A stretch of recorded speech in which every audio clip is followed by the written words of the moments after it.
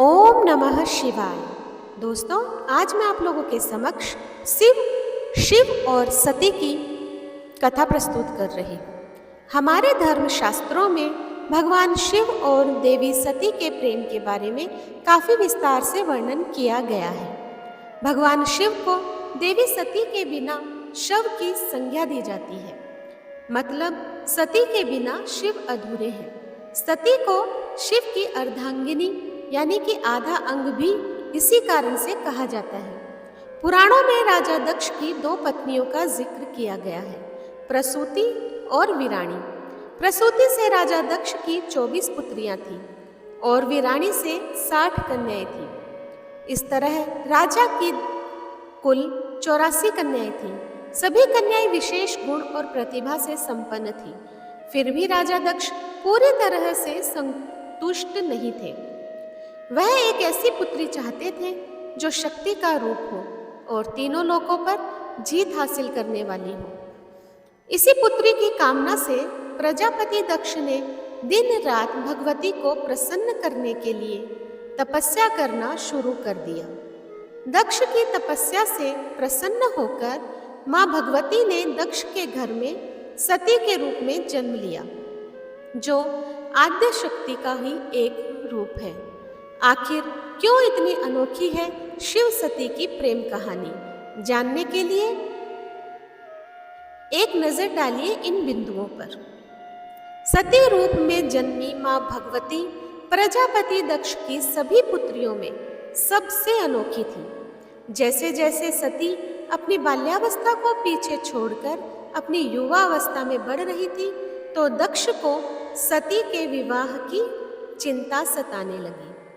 जब सती विवाह योग्य हुई तो दक्ष ने अपने पिता ब्रह्मा जी से सती के विवाह के विषय में बात की और उनसे सलाह मांगी कि इस पूरे संसार में ऐसा कौन है जो सती के लिए उसके जैसा गुणवान, प्रतिभावान और योग्य हो।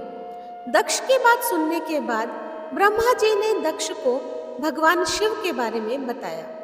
ब्रह्मा जी ने दक्ष से कहा कि इस पूरे संसार और ब्रह्मांड के रचयिता शिव है। शिव आदि पुरुष है और सती आदि शक्ति का ही रूप है। दोनों एक दूसरे के पूरक है और शिव से ज्यादा योग्य वर सती के लिए और हो ही नहीं सकता। इसलिए बिना कोई देरी किए आपको सती का विवाह शिव से कर देना चाहिए। दक्ष के मन में सती के लिए योग्य वर के रूप में भगवान विष्णु का ही ख्याल आया था। वो सती का विवाह अपने आराध्य भगवान विष्णु से करना चाहते थे। दक्ष को लगा ब्रह्मा जी भी सती के लिए श्री विष्णु के नाम का चयन करेंगे, लेकिन ब्रह्मा जी ने इसके उल्टा शिव को सती के लिए योग्य वर कहा और सती का विवाह शिव से करने का सुझाव दिया। दक्ष ने ब्रह्मा जी की बात पर ऐसे तो कोई प्रतिक्रिया नहीं दी, पर वो ब्रह्मा के सुझाव को भी नहीं मानना चाहते थे, क्योंकि दक्ष को शिव का रहन सहन, वेशभूषा पसंद नहीं थी। शिव के बारे में दक्ष की विचारधारा। दक्ष शिव को आधा नंगा, फकीर, शमशान में रहने वाला अघोरी, जंगल में रहने वाला और दीक्षा मांगकर खाने वाला मानते थे। उन्हें किसी भी तरह से शिव सती के लिए योग्य नहीं लगते थे। इसलिए दक्ष ने सती का स्वयंवर करवाने का सोचा, लेकिन इस स्वयंवर में शिव को आमंत्रित नहीं किया गया।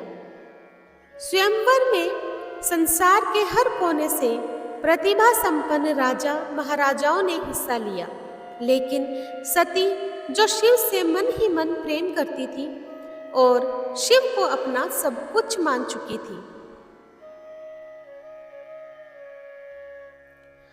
सती का विवाह शिव से।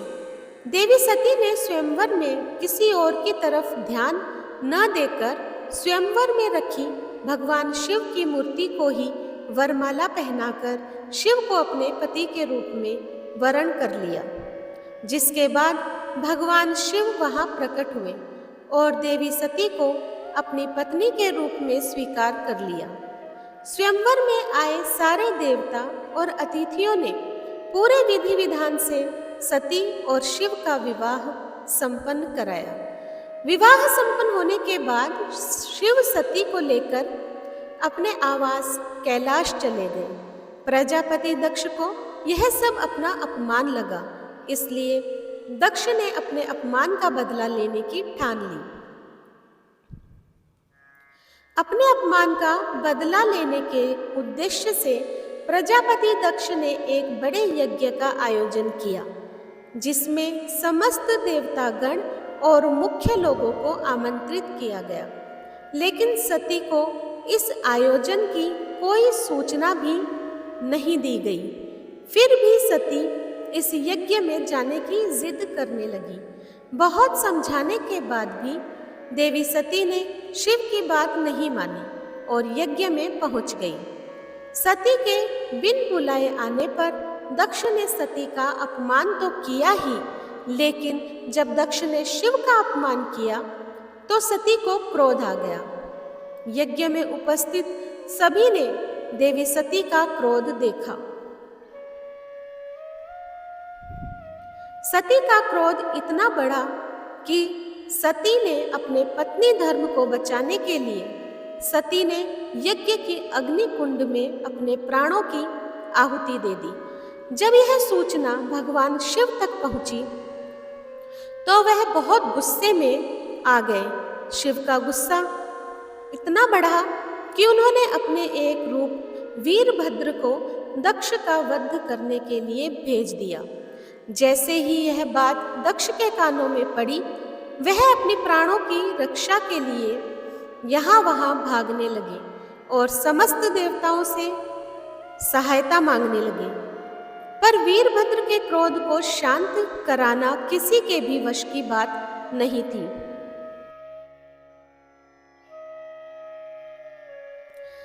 वीरभद्र क्रोध की अग्नि में जलता हुआ दक्ष के महल तक पहुंच गया और दक्ष के सर को धड़ से अलग करने के बाद वीरभद्र का क्रोध शांत हुआ। अपने पति की ऐसी हालत देखकर दक्ष की पत्नी ने शिव से प्रार्थना की कि वह दक्ष को क्षमा कर दे और दक्ष को वापस जीवन दान दे। एक पत्नी की प्रार्थना पर शिव ने दक्ष को बकरे का सिर लगाकर दक्ष को जीवन दान दिया। सती की मृत्यु के बाद भगवान शिव ने वैराग्य को अपना लिया। शिव की यह हालत देखकर सभी देवता चिंता में पड़ गए, इसलिए सभी देवताओं ने माँ दुर्गा से प्रार्थना की कि वह पार्वती का रूप लेकर फिर शिव के जीवन में आए। माँ दुर्गा ने सभी देवताओं की इच्छा को ध्यान में रखते हुए माँ दुर्गा ने हिमाचल के राजा पर्वत के घर में पार्वती के रूप में जन्म लिया। पार्वती की तपस्या से भगवान शिव बहुत प्रसन्न हुए। अंत में सभी देवताओं ने मिलकर शिव का विवाह पार्वती के साथ संपन्न कराया। तो दोस्तों, आज मैंने आप लोगों के समक्ष शिव और सती की कथा प्रस्तुत की है। अगर आपको पसंद आए तो मुझे कमेंट बॉक्स में ज़रूर बताइएगा। जो लोग मेरे चैनल पर नए आए हैं प्लीज़ सब्सक्राइब कर दीजिए, लाइक कीजिए, शेयर कीजिए अपने दोस्तों और परिवार में, और इसी तरह मेरा सहयोग करते रहें। धन्यवाद।